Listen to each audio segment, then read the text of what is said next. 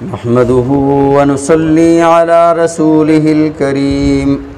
अम्मा बअदु फ़अऊज़ु बिल्लाहि मिनश शैतानिर रजीम।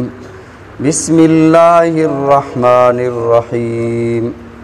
अल्हम्दुलिल्लाहि रब्बिल आलमीन अर्रहमानिर रहीम मालिकि यौमिद्दीन। इय्याका नअबुदु व इय्याका नस्तईन। सदक़ल्लाहुल अज़ीम। अल्लाहुम्मा सल्लि अला मुहम्मदिन व अला आलि मुहम्मद कमा सल्लैता अला इब्राहीम व अला आलि इब्राहीम इन्नका हमीदुम मजीद। अल्लाहुम्मा बारिक अला मुहम्मदिन व अला आलि मुहम्मद कमा बारकता अला इब्राहीम व अला आलि इब्राहीम इन्नका हमीदुम मजीद। साबिक़ा दुरूस में हमने इबादत के हवाले से ये पढ़ा था कि इबादत किसकी करनी चाहिए। इबादत अल्लाह की करनी चाहिए। और आज के दर्स में हम पढ़ेंगे कि इबादत अल्लाह की क्यों करनी चाहिए।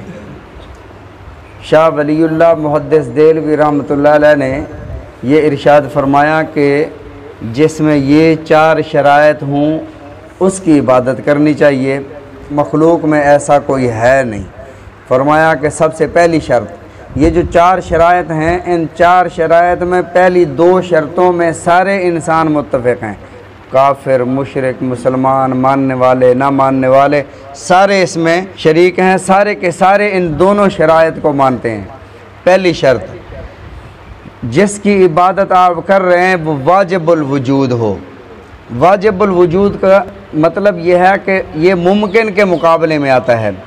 जो अदम से वजूद में आए उसे इम्कान और मुमकिन कहा जाता है। इंसान पहले नहीं था, अदम था, फिर ये मौजूद हुआ, फिर ये एक चिराग की तरह बुझ जाएगा, ख़त्म हो जाएगा, लेकिन ये यहाँ से मुंतकिल हो जाएगा, फ़ना नहीं होगा।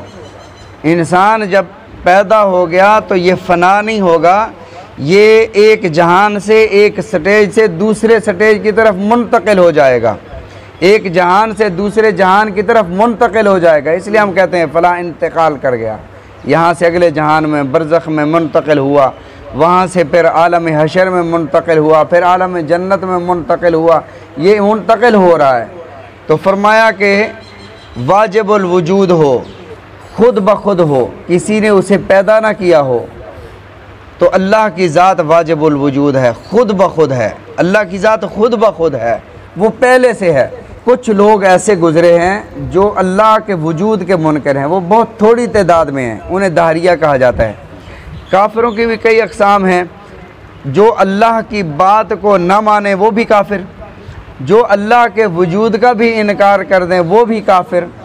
तो दहरिये जो अल्लाह के वजूद के भी मुनकर हैं, वो कहते हैं कायनात खुद ब खुद बनी है, खुद ब खुद ये तरक्की कर रही है। इंसान पहले बंदर था, फिर तरक्की करते करते ये इंसान बन गया। ये दुनिया खुद ब खुद तरक्की कर रही है, अल्लाह के वजूद के मुनकर हैं। इमाम अबू हनीफ़ा रहमतुल्लाह अलैह से उन्होंने पूछा, अच्छा हर चीज़ से पहले कोई मौजूद होता है ना? तुम कहते हो आप मौजूद हो, आपसे पहले आपके वालिद साहब हैं, फिर आपके वालिद साहब से पहले आपके दादा हैं, फिर आपके दादा से पहले आपके परदादा हैं, इसी तरह एक सिलसिला है। तो आप ये बताएं कि अल्लाह से पहले कौन है? तो उन्होंने फरमाया आपको गिनती आती है? उन्होंने कहा आती है। पढ़ो जी, 5 से नीचे पढ़ो। 5, 4, 3, 2, 1। और 1 से पहले क्या है? उसने कहा कुछ नहीं। इमाम अबू हनीफ़ा रहमतुल्लाह अलैह ने फरमाया कि जैसे 1 से पहले कुछ नहीं है, ऐसे अल्लाह से पहले भी कुछ नहीं है। तो अल्लाह वाजिबुल वजूद है, अल्लाह की ज़ात खुद ब खुद है, बाकी हर चीज़ पैदा हुई है।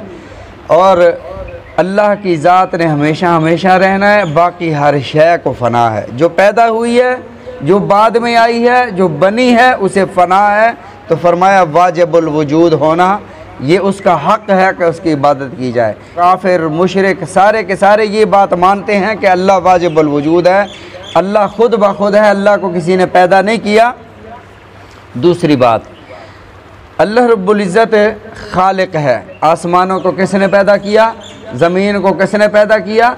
यानी जितनी भी कायनात में चीज़ें पैदा की गई हैं, किसने पैदा किया? अल्लाह ने फरमाया कि मेरे महबूब इनसे पूछें कि आसमानों को किसने पैदा किया, तो वो ज़रूर ब-ज़रूर कहते थे कि अल्लाह ने पैदा किया। जितनी भी कायनात में चीज़ें बनी हैं अल्लाह ने पैदा फरमाई हैं, तो अल्लाह की तख्लीक के कोई भी मुनकर नहीं। अब आगे दो और शराइत हैं जिसमें ईमान वाले मानते हैं अल्लाह के बारे में और काफिर कहते हैं इसमें अल्लाह वहदहू ला शरीक नहीं है। तीसरी चीज़ हो गई तदबीर। मुदब्बिर हकीकी कौन है? कायनात को चलाने वाला कौन है?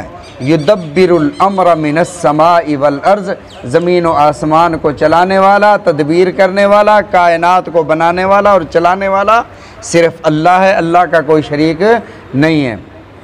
अब अल्लाह ने बेशुमार इसकी मिसालें इरशाद फरमाई यूलिजुल लैल फिन नहार व यूलिजुन नहार फिल लैल। कौन है जो ये तदबीर करता है कि रात को दिन में दाखिल करता है और दिन को रात में दाखिल करता है? दाखिल का क्या मतलब? एक जिस तरह शटर गिरता है ऐसे नहीं होता कि दिन हो जाए रात हो जाए, आहिस्ता आहिस्ता गैर महसूस अंदाज में दिन रात में दाखिल होता है, रात दिन में दाखिल होती है। रात मुक़द्दम है या दिन मुक़द्दम है?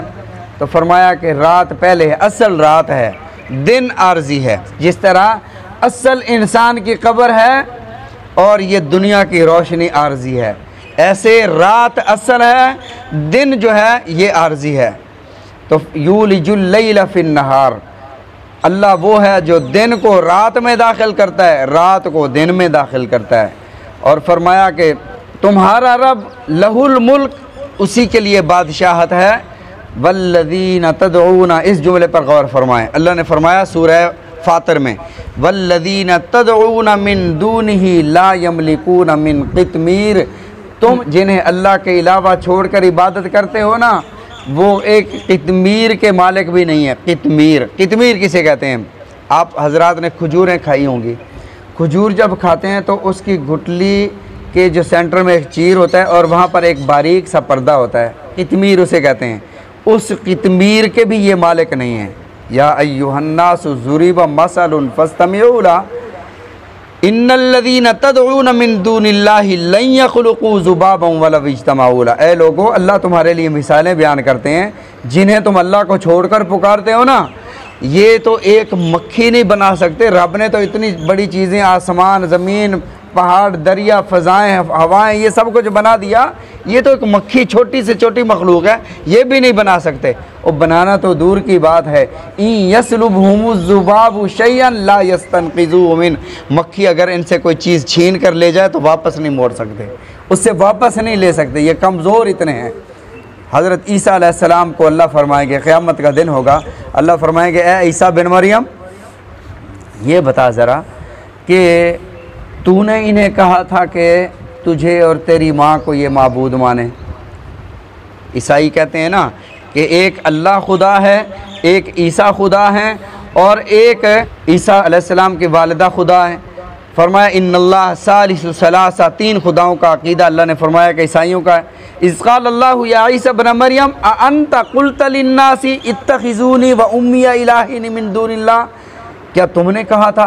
क़यामत के दिन अल्लाह जब सारी खलकत को अपने सामने खड़ा फरमाएंगे, उस वक्त हज़रत ईसा अलैहिस्सलाम से सवाल करेंगे, ईसा तूने कहा था?